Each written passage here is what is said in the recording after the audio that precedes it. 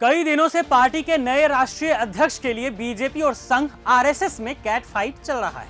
RSS चाहता है कि कोई ऐसा व्यक्ति हो जो उसका भरोसेमंद हो, वही बीजेपी का राष्ट्रीय अध्यक्ष भी बने। वहीं मोदी शाह की जोड़ी चाहती है कि कोई चरण चुंबक ही पार्टी का अध्यक्ष बने। फिलहाल जेपी नड्डा राष्ट्रीय अध्यक्ष हैं, लेकिन अब कहा जा रहा है कि जुलाई 2025 तक में हर हाल में पार्टी के नए राष्ट्रीय अध्यक्ष के नाम का ऐलान हो सकता है।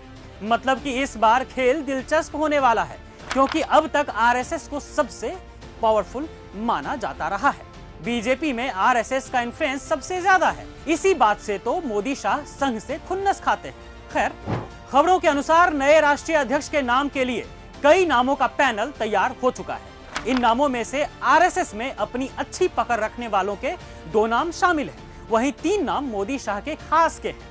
आप ये भी जान लीजिए कि कुछ दिनों पहले संघ ने योगी की तारीफ की थी, जिसके बाद कहा जाने लगा था कि हो न हो यूपी के सीएम योगी आदित्यनाथ को ही पार्टी का अध्यक्ष बनाया जा सकता है। इसी बात से मोदी शाह की जोड़ी डरी हुई है। अब जब आप इस बात को समझ ही चुके हैं, तो आप ये भी जानिए कि आखिर क्यों आरएसएस और बीजेपी में कैट फाइट चल रहा है नए राष्ट्रीय अध्यक्ष के लिए। आखिर क्यों आरएसएस मोदी और शाह की जोड़ी से खफा है। याद कीजिए लोकसभा चुनाव का वो वक्त जब बीजेपी के नेतागण देश भर में घूम घूम कर जुमलेबाजी कर रहे थे। इसी जुमलेबाजी के दौरान बीजेपी के राष्ट्रीय अध्यक्ष जेपी नड्डा ने कुछ ज्यादा ही जुबानी जमाखर्ची कर दी थी। जेपी नड्डा ने कह दिया था कि हम आरएसएस की विचारधारा के हिसाब से काम ही नहीं करते हैं। तो ऐसे में आरएसएस को ये सब बातें बुरी लग गई थी। तो अब संघ चाहता है कि पार्टी की कमान ऐसे हाथ में जाए जो आरएसएस की पद्धति और नीति पर चलने वाला है, ना कि उसे आंख दिखाने वाला।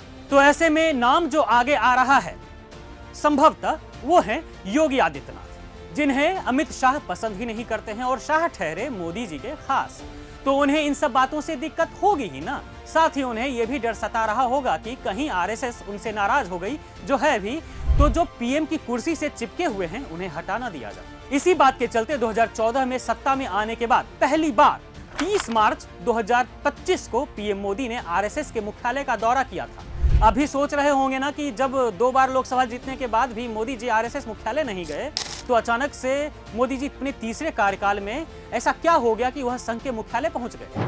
डर बाबू भैया, डर यही तो है जिसने मोदी जी को मजबूर किया संघ के मुख्यालय जाने के लिए। कहीं आरएसएस बिगड़ी तो मोदी शाह की बात बिगड़ जाएगी, फिर मनमानी जो कर रहे हैं वो नहीं कर पाएंगे जनाब।